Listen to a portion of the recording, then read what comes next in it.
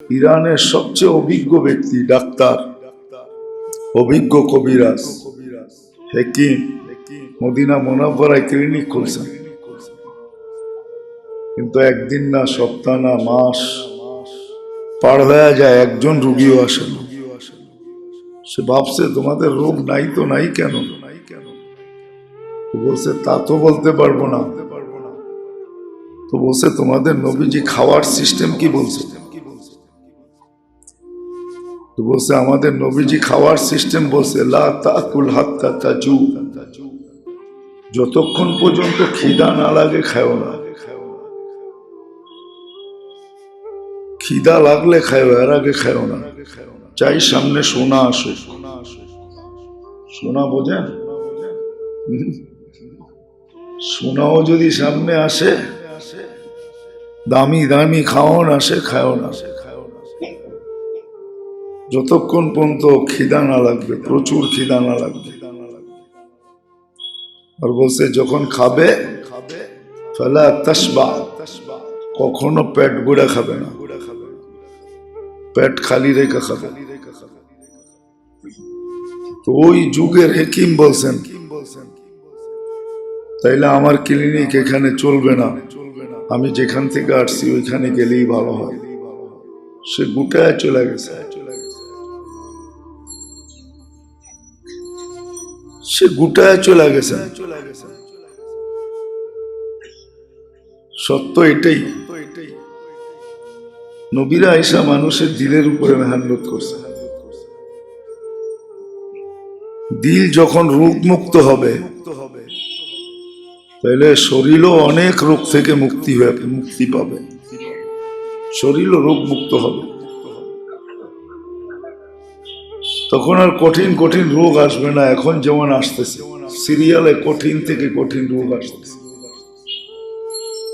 আমরা হিমশিম খেয়া যাইতেছি রোগের নাম দিব তো দিব কি। আসলে কারণ এটাই যে আমি তো শরীর নিয়ে সজাগ, কিন্তু আত্মার রূহ নিয়ে সজাগ না, মন নিয়ে সজাগ না। অথচ ১৬ লক্ষ নবী, ৩১৩ জন রসুল, সবার মেহনত শুধু একটার উপরে ছিল, মানুষের মন, মানুষের আত্মা, মানুষের রূহ, এটার উপরই মেহনত ছিল, এটার উপরই মেহনত ছিল। একজনও বিপরীত মেহনত করেন নাই। সব নবী রসুল অনেক সময় সওয়াবও পাওয়া যায়। হাদিসে আছে আনিলুল মারিদি তাসবিহুন, অসুস্থ ব্যক্তি আহ আহ বলে তো সুবহানাল্লাহ সওয়াব পান। সিয়াহাতুহু তাহলিলুন, অসহ্য হয়ে যখন চিৎকার দেয় তো লা ইলাহা ইল্লাল্লাহ পড়ার সওয়াব পান। বলে এই জন্য কি আক্রান্ত হব? না না, এটা বলতেছি না। কিন্তু আমরা যেটা নিয়ে সারাদিন ভাবি, সারাদিন চিন্তা করি, ওকে নিয়ে না ভাবার ছিল না চিন্তার ছিল, বাবারও দরকার ছিল না, চিন্তারও দরকার ছিল না। চিন্তার তো দরকার ছিল আত্মা নিয়া, রূহ নিয়া, মন নিয়া, সারাদিন চিন্তা করার দরকার ছিল যে একে রোগ মুক্ত রাখা যায় কি করে, ওটাই জানার দরকার ছিল, পড়ার দরকার ছিল, শিখার দরকার ছিল, ওটাই চর্চা করার দরকার ছিল, আলোচনা করার দরকার ছিল। কেননা আত্মার রূহ মানুষকে আল্লাহর থেকে দূরে সরায়, দূরে সরায় না, আল্লাহকে নারাজ করে। আল্লাহ নারাজ হয়ে যান, আল্লাহ নারাজ হন। এই জন্য এক হাদিসে আছে ইদা উতিতু রাযিতু, আল্লাহ বলেন আমাকে যখন মানা হয়, আমার কথা মানা হয়, তখন আমি রাজি হই। ওয়া ইদা রাযিতু বারাকতু, আর আমি যখন রাজি হই আমি বরকতের দরজা খুলে দিই।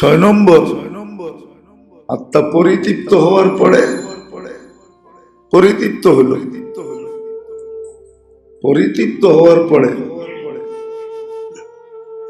যদি সে আলহামদুলিল্লাহ না বলল, এটা অভ্যস্ত না হইল, পরিতৃপ্ত হইল, আল্লাহ তাকে পরিতৃপ্ত করলেন। কিন্তু না সে আলহামদুলিল্লাহ বলতে রাজি, না বস বলতে রাজি, বস হয়ে গেছে। এটাই যদি অভ্যস্ত না হইল, তাহলে আত্মা অহংকারী হবে। অহংকারী কি হবে? অহংকারী হবে। আর প্রত্যেকটা মানুষকে জাহান্নামে পৌঁছাবে।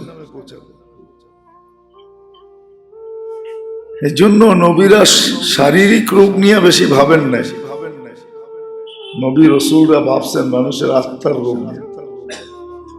কিন্তু আবার পিছিয়ে যাইতেছি। আমাদের নারী না আমাদের পুরুষ, না আমাদের যুবক না আমাদের বৃদ্ধ, না আমাদের শিক্ষিত না আমাদের অশিক্ষিত, না আমাদের এডুকেটেড না আমাদের নন এডুকেটেড, আমরা কেউ আত্মার রোগ নিয়ে ভাবি না, চিন্তা করি, পড়ি না আত্মার কি রোগ হইতে পারে, কি রোগের ক্রিয়া কোনটা হবে।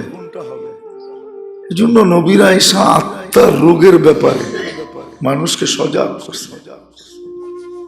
মানুষ, তোমার আত্মা যেন রোগে আক্রান্ত না হয়, কেননা এটার চিকিৎসা দুনিয়াতে নাই। এটা তোমাকে হইতে পারে জাহান্নামেও নিয়ে যাবে।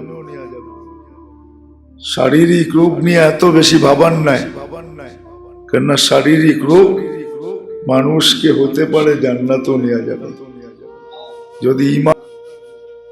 আত্মার রোগ মানুষকে শুধু শারীরিক রোগ বাড়াবে না,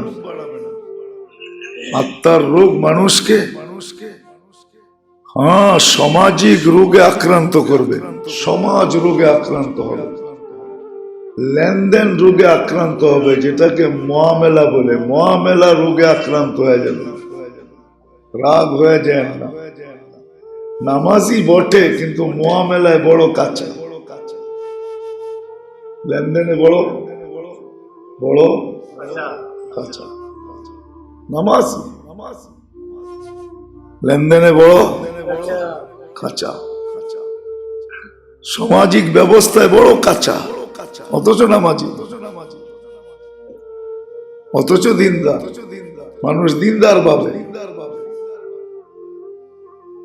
আত্মার রোগ শুধু শরীরকে আক্রান্ত করবে না, রোগে আক্রান্ত করবে, লেনদেনকে আক্রান্ত করবে, যেটাকে মুআমেলা বলে।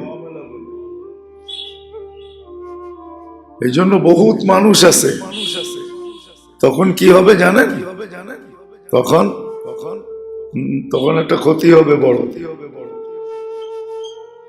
দিনদার দেখো দিনের উপরে আসবে না, বরং বলবে কি দেখছি বহুত দিনদার, যান এখান থেকে। বলছি দেখছি বহুত দিনদার, যান এখান থেকে, লেনদেন ঠিক না, আচার ব্যবহার ঠিক না। যেমন ফুল দেখলে সবার মন আকৃষ্ট হয়, ফুল দেখলে হয় না? হয় না? হ্যাঁ। আর যদি গ্রাম থাকে, গ্রাম থাকে আরো বেশি, ঠিক না? হ্যাঁ। দিনদার তো হলে এরকম, যেহেতু ফুল, ওই ফুল যাকে দেখা মানুষ আকৃষ্ট হল, ও তো ওই ঘ্রাণওয়ালা ফুল। শুধু কালার দেখে আকৃষ্ট হবে না, ওর ঘ্রাণ দেখো মাতাল হবে। আত্মা যখন রোগ আক্রান্ত হয়, তখন শুধু শারীরিক রোগ হয় না, তখন কিন্তু সমাজও রোগে আক্রান্ত হয়, লেনদেনও রোগে আক্রান্ত হয়। আরেকটা আছে সবচেয়ে বড় কঠিন, আখলাকও রোগে আক্রান্ত হয়। আখলাক, তখন আখলাক ভালো থাকে না, আখলাক ভালো থাকে না, তখন আর আখলাক ভালো থাকে না।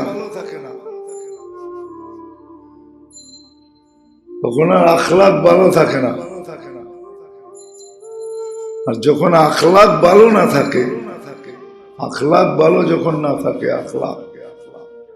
আখলাক যখন ভালো না থাকে, হায় হায়, আখলাক যখন ভালো না থাকে তো দুনিয়ার নিজামই নষ্ট হয়ে যায়। আখলাক যখন ভালো না থাকে,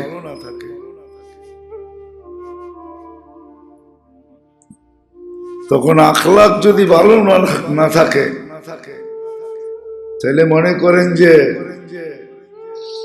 তিন জিনিস আর ঠিক থাকে না। তিন জিনিস ঠিক থাকে না। তখন আর আল্লাহর জন্য দেয় না। আল্লাহর জন্য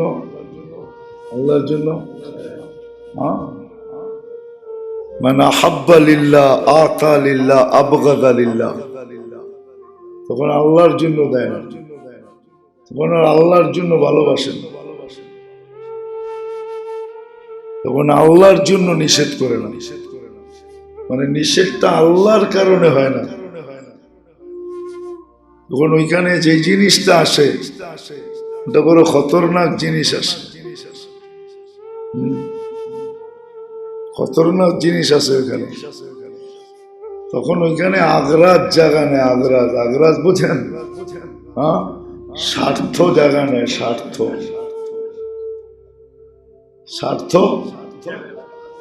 বোঝেন? নিজেরটা 16 আনা ব্যাস। তখন কি নিজেরটা 16 আনা, তখন আর দুনিয়া থাকে না। দুনিয়া থাকে না, তখন নিজেরটা। যখন আত্মা অসুস্থ হয়ে যায়, মন অসুস্থ হয়ে যায়, রূহ অসুস্থ হয়ে যায়, এই জন্য নবী রসুলরা সবচেয়ে বেশি মেহান্নত করছেন এটার উপরে। পুরো মেহান্নতটাই আত্মার উপরে করছেন। আত্মা কিভাবে সুস্থ থাকে, এর জন্য হাদিসও আছে, ইন্না ফিল জাসাদি লামুদগা ইদা সালুহা সালুহা জাসাদু কুল্লা। এটা যদি ঠিক হয়ে যায়, সুস্থ থাকে, তাহলে শরীরের যত কর্ম আছে, যত দিক আছে, যত সম্পর্ক আছে, সব ঠিক হয়ে যাবে। সব ওকে, সব ঠিক। ওয়াইদা ফাসাদা ফাসাদাল জাসাদু কুল্লা। আর আত্মা খারাপ, আক্রান্ত, রোগী, তো বলেন সব নষ্ট হয়ে যাবে। শরীরের সাথে সম্পর্কিত সব, শরীর থেকে বাহিরকৃত যা বাহির হয়, শরীর থেকে যত আমল বাহির হয়, সব নষ্ট হয়ে যাবে। সব ফাটা বাহির হবে, ফাটা। যেমন দুধের ভিতরে লেবুর রস দিলে ফেটে যায়, সব ফাটা হবে। এই জন্য মেরে দোস্ত, কেননা আখেরাতে পৌঁছতে হবে।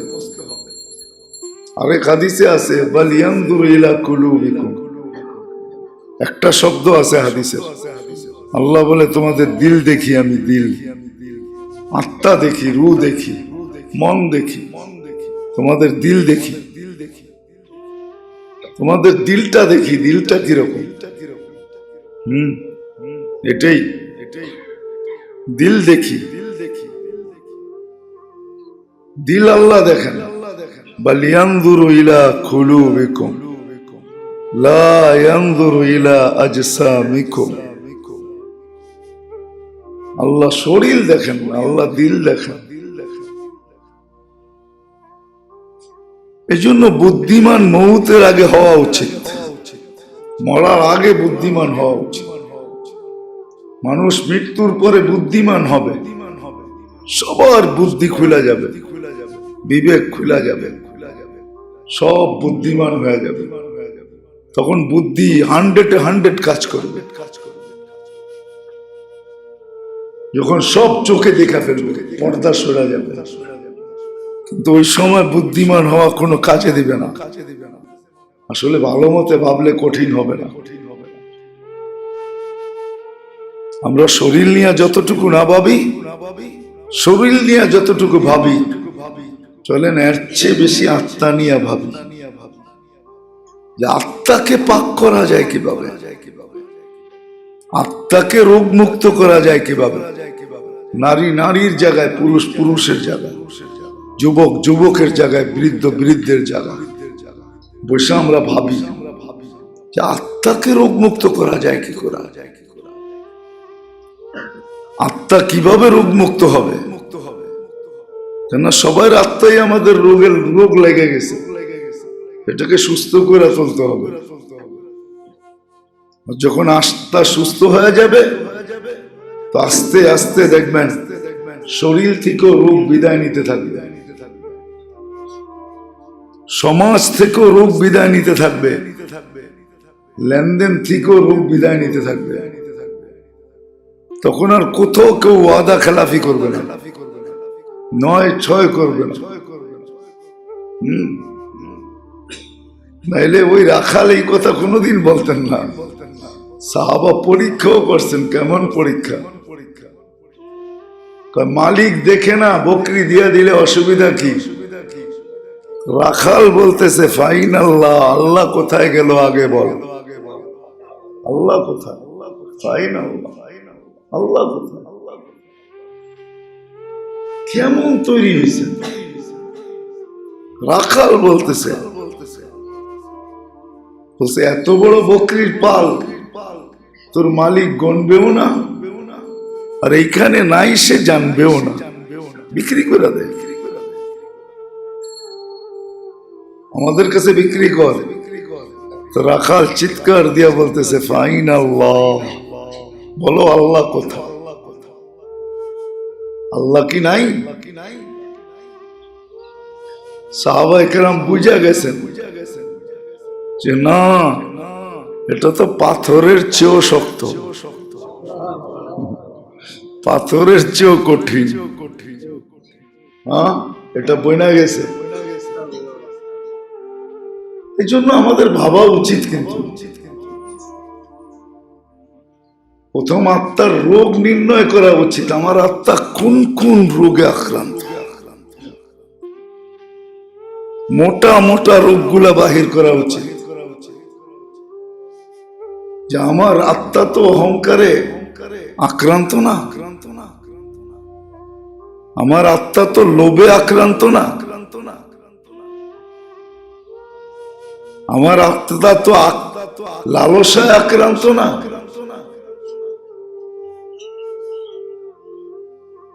হ্যাঁ, হিংসা বিদ্বেষে তো আক্রান্ত না, হিংসা বিদ্বেষে তো আক্রান্ত না। রাগ হয় না, পাশের দোকানে কাস্টমার ভেঙ্গা পড়লো, আমার ভিতর থেকে হিংসা জাগতেছে, এত কাস্টমার আসে তো আসে কেন? আমার রোগ, আমার আত্মা আক্রান্ত। আক্রান্ত না হইলে আমি তখন বলতাম যালিকা ফাযলুল্লাহ ইউতি মান ইয়াশা, এটা তো আল্লাহর দান, ওকে এখন দিছে, কালকে আমাকে দিবে। আজকে ওর এখানে ভেঙ্গা পড়ছে, কালকে আমার এখানে ভেঙ্গা পড়বে। যালিকা ফাযলুল্লাহ, এটা তো আল্লাহর ফজল, আল্লাহ ওকে দিছে। হাসান রাদিয়াল্লাহু তাআলা আনহু, যাকে 1 লক্ষ দিনার দিছিলেন, 1 লক্ষ দিনার, 50,000 ভরি সোনা। কত? 1,000 না 2,000 না, 50,000 ভরি সোনা।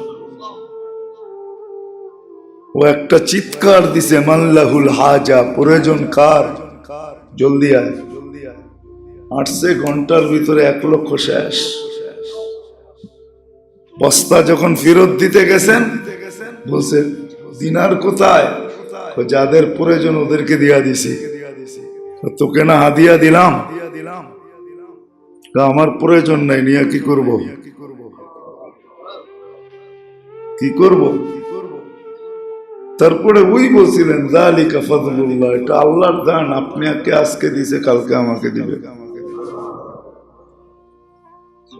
আগে ভাবা উচিত আমার আত্মা, আমার রুটা, আমার আত্মাটা, আমার মনটা কোন কোন রোগে আক্রান্ত, এটা আগে বাহির করা উচিত। লোভ তো কতটুকু, অহংকার তো কতটুকু, লালসা তো কতটুকু, হিংসা তো কতটুকু, বিদ্বেষ তো কতটুকু, বড় বড় আশা তো কতটুকু, কতটুকু আশা আমার। এগুলো আমি মোটা মোটা কয়েকটা বললাম, যেগুলার থেকে বাকিগুলা সৃষ্টি হয়। আমার মন এগুলা, আমার আত্মা এগুলা আক্রান্ত তো না। তারপরে শিখা যে অহংকার থেকে বাঁচা যায়, তো যায় কি করে, কি করে অহংকার থেকে বাঁচা যায়। তখন এটার চিকিৎসা নেওয়া উচিত, যে অহংকার থেকে বাঁচা যায় কি করে।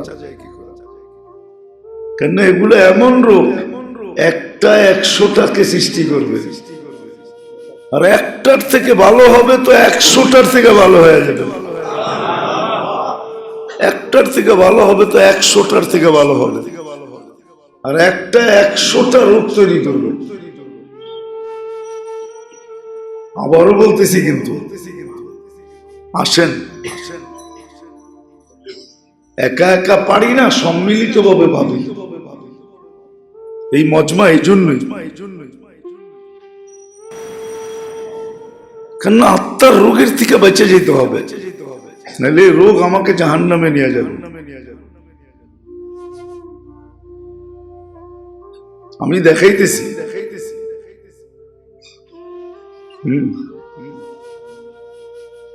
আত্মার রোগের ভিতরে এটাও আত্মার রোগ। আমি কৃপণ না তো, কেন জান্নাতের দরজায় লেখা আছে লা ইয়াদখুলুহা শুহ, কৃপণ এটার ভিতরে ঢুকবে না। আল্লাহ বিরাট সাইনবোর্ড লাগায় রাখছেন, আর জান্নাতকে বলে দিয়েছেন লা ইয়াদখুলুহা শুহ, কৃপণ এটার ভিতরে ঢুকবে না। একটা 100টা তৈরি করবে। এই জন্য ভাবা উচিত, চিন্তা করা উচিত, দেখা উচিত যে আমার আত্মা কোন কোন রোগে আক্রান্ত, আমার ভিতরে কি কি আছে, তারপরে এগুলার চিকিৎসা বাহির করা উচিত। চিকিৎসা বাহির করা উচিত, চিকিৎসাও আছে। চিকিৎসা আছে, আমাদের বড়রা চিকিৎসা দিয়ে গেছে, কলমের ওষুধ। আবারও একটু পিছিয়ে চলে যেতেছি,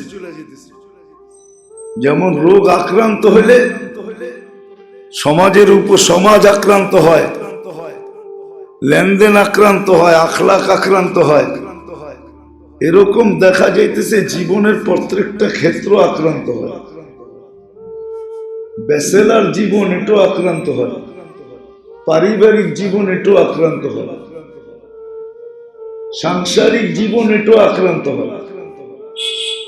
এগুলো রোগে আক্রান্ত হয়ে যায়। সাংসারিক জীবন কিন্তু আক্রান্ত হয়, কেউ নাই, স্বামী স্ত্রী দুইজন, তারপরও দুইজন দুই খাটে ঘুমায়, এক খাটে না।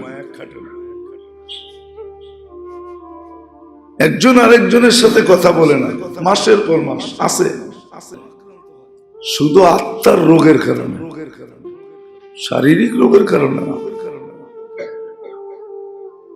এই জন্য নবী রসুলদের সবচেয়ে বড় হদফ, লক্ষ্য বস্তু, মেহনতের ময়দান, মানুষের আত্মা ছিল। আত্মা, আল্লাহ রসুল সাল্লাল্লাহু আলাইহি ওয়াসাল্লাম আত্মার উপরে মেহনত করছেন। আত্মাকে প্রথম রূপ মুক্ত করছেন, তারপরে আত্মাকে সাজাইছেন। প্রথম রূপ মুক্ত করছেন, আত্মাকে ক্লিন করছেন। শুধু মানুষ না, জিনেরও এই অবস্থা, জিনও এই অবস্থায় থাকে। এই দুই সম্প্রদায় এরকম। তারপরে আত্মা যখন রোগ মুক্ত তখন সাজাইছেন,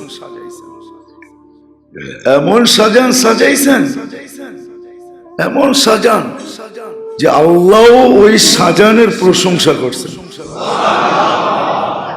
আল্লাহ পর্যন্ত প্রশংসা করছে। আল্লাহ প্রশংসা করছে। আগে হইতে হবে রোগ নির্ণয়, তারপরে হইতে হবে চিকিৎসা, তারপরে হইতে হবে রোগ থেকে মুক্তি, তারপরে চতুর্থ ধাপে আত্মা সাজবে। যেমন আমরা পোশাক দিয়ে সাজি, আমরা মেকআপ দিয়ে সাজি, আমরা অলংকার সলংকার দিয়ে সাজি, আমরা ঘরবাড়ির মাধ্যমে সাজি বা ঘরবাড়ি সাজাই, ঘরবাড়ি সাজাই না, তখন আত্মাকে সাজাবে। আত্মা সাজবে যখন, তো ওই আত্মার প্রশংসা আল্লাহ করবে। আল্লাহ শুধু প্রশংসা করবে না, প্রশংসা করবে না শুধু, ওই আত্মার সাথে আল্লাহর একটা সংযোগ হবে, তাল্লুক হবে, এমন তাল্লুক হবে, এমন তাল্লুক, এমন তাল্লুক হবে, এমন সম্পর্ক হবে, তো ওই প্রবাদ বাক্য সত্য হবে, তুমি দূরে হইলে কি হবে, সবসময় কাছেই থাকো। তখন ওই আত্মার ভিতরে সবসময় আল্লাহই থাকবে, আর কিচ্ছু থাকবে না। ওই আত্মার ভিতরে দূরে হইলেও কি থাকবে, আল্লাহ কাছেই থাকবে, কাছেই কাছেই থাকবে, কাছেই থাকবে, কাছেই থাকবে, কাছেই থাকবে। যেমন ইমানের মজা আছে, আমলের মজা আছে, আত্মারও কিন্তু একটা মজা আছে, আত্মারও মজা আছে। তখন মজা আসবে, মজা আসবে, মজা আসবে, মজা আসবে। কেউ দামি পোশাক পরে গৌরব করবে, কিন্তু ওটা অহংকারের গৌরব হবে। কি? আর আরেকজন ছিঁড়া কাপড় পরে গৌরব করবে, ওটা অহংকারের হবে না। ওই গৌরব কিসের গৌরব হবে জানেন? ওই গৌরব হবে যে আল্লাহ আমার কাছে আছে। ছিঁড়া কাপড় পরলে কি হবে? না খায়া থাকলে কি হবে? পায়ে জুতা না থাকলে কি হবে? ঘরের ছাউনি না থাকলে কি হবে? কেউ না চিনলে কি হবে?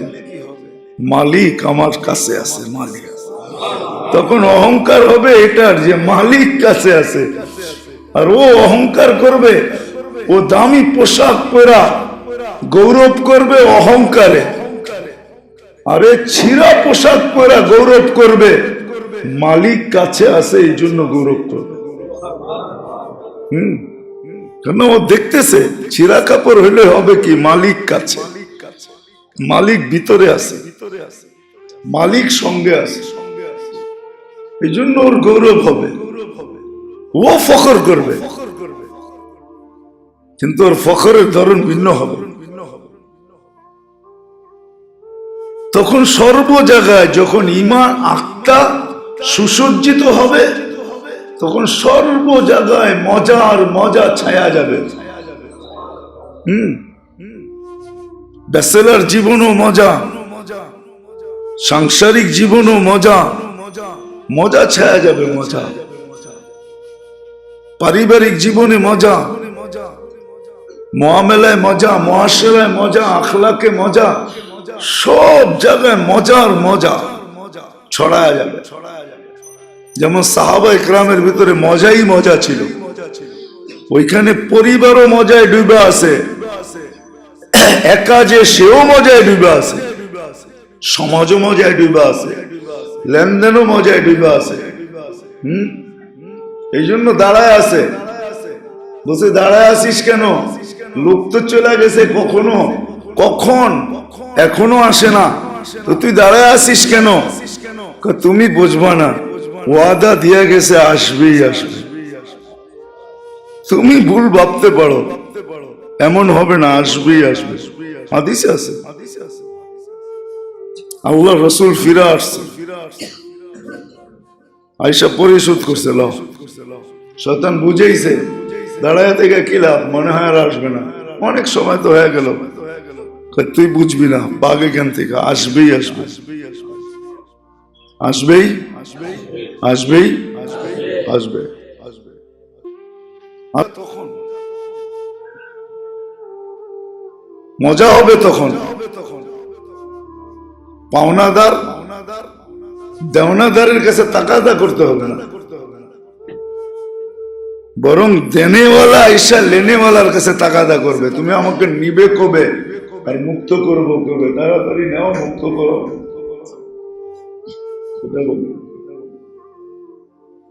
দেনেওয়ালা লেনেওয়ালার কাছে আইসা কি বলবে, আরে নেও না কেন, কবে নিবে, আমাকে দায় মুক্ত করো, মরে গেলে কি হবে, তাড়াতাড়ি দায় মুক্ত করো, নেও আমার থেকে।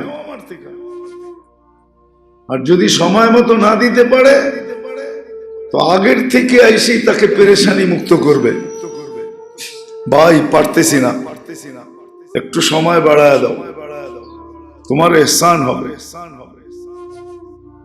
তখন পানেওয়ালা যখন সময় বাড়াবে তখন এহসানের সাথে বাড়াবে, সাথে শব্দে এহসানের তর্জমা ওলামার থেকে জেনে নিয়ে, এহসানের সাথে সে বাড়াবে। আবার বাড়ায়া দিয়ে হাসবেও, যদি জিজ্ঞাসা হাসো কেন, টাকাও নিব আবার সোয়াবও নিব।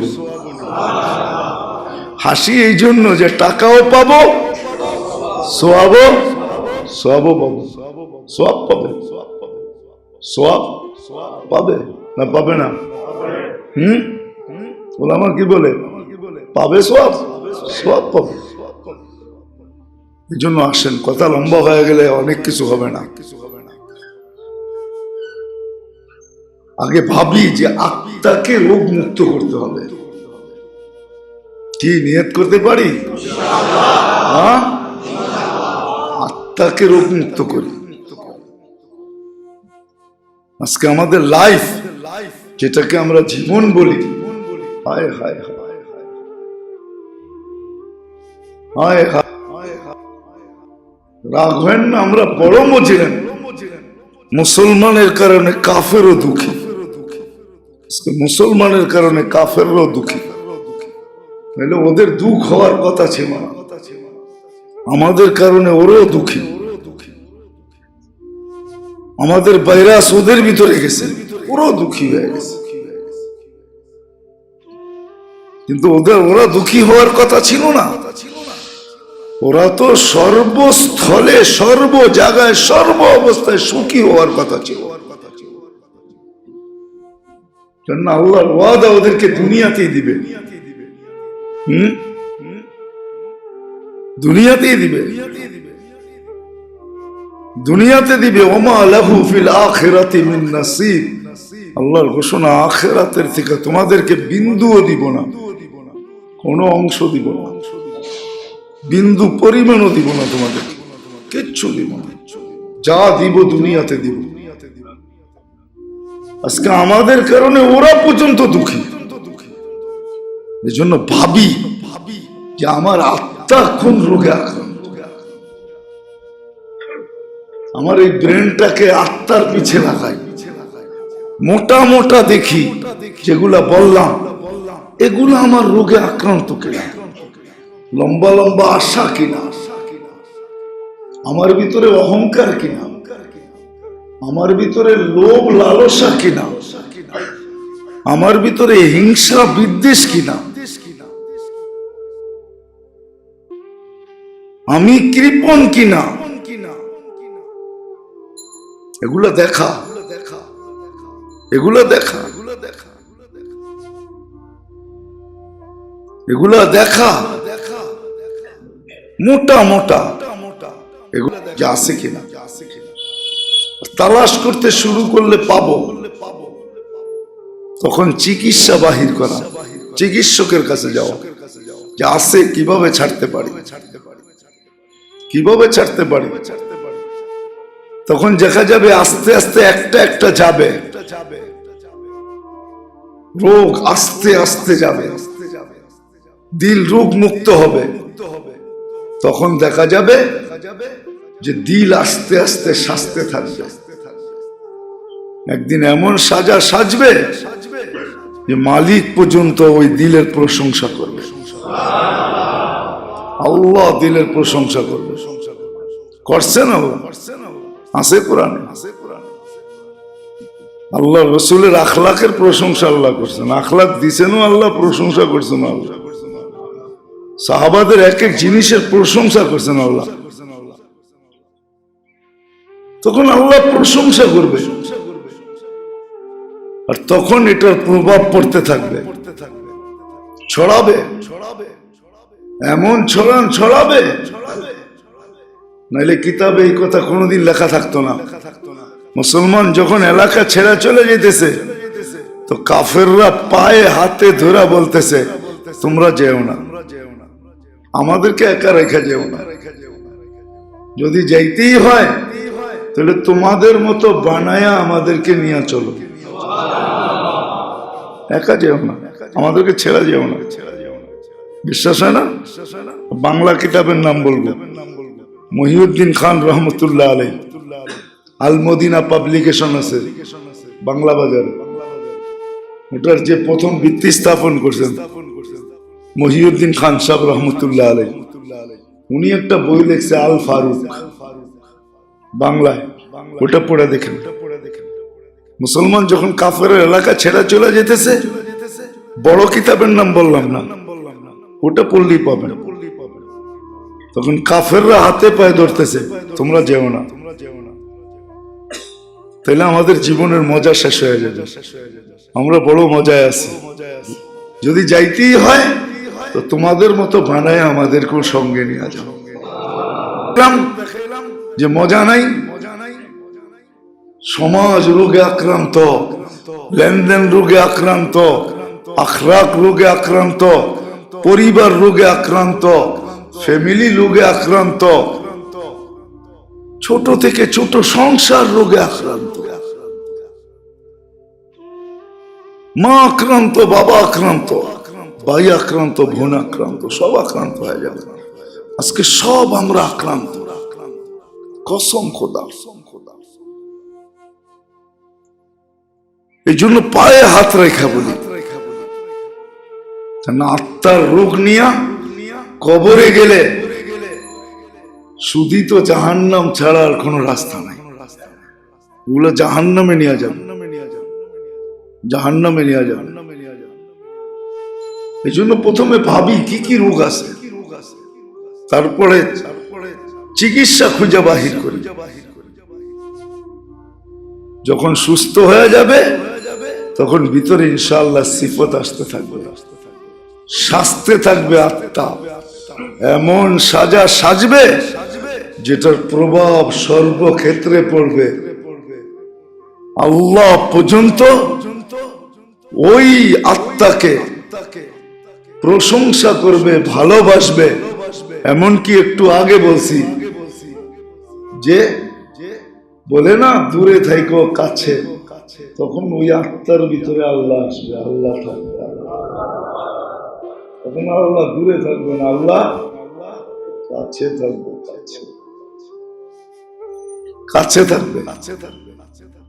আর যতদিন পর্যন্ত পারতেছি না, যতদিন পর্যন্ত এটা করতে পারতেছি না, ভাবতে পারতেছি না, নির্ণয় করতে পারতেছি না, চিকিৎসা হইতেছে না, ততদিন পর্যন্ত ততদিন পর্যন্ত ততদিন পর্যন্ত ততদিন পর্যন্ত একটা ওষুধ আছে, কমসে কম এটা ব্যবহার করি। আগেও বলছি, এখনো বলি, অসংখ্যবার ডেলি ইস্তেগফার করি, মনে যোগ দিয়ে ইস্তেগফার, সারাদিন আস্তাগফিরুল্লাহ আস্তাগফিরুল্লাহ।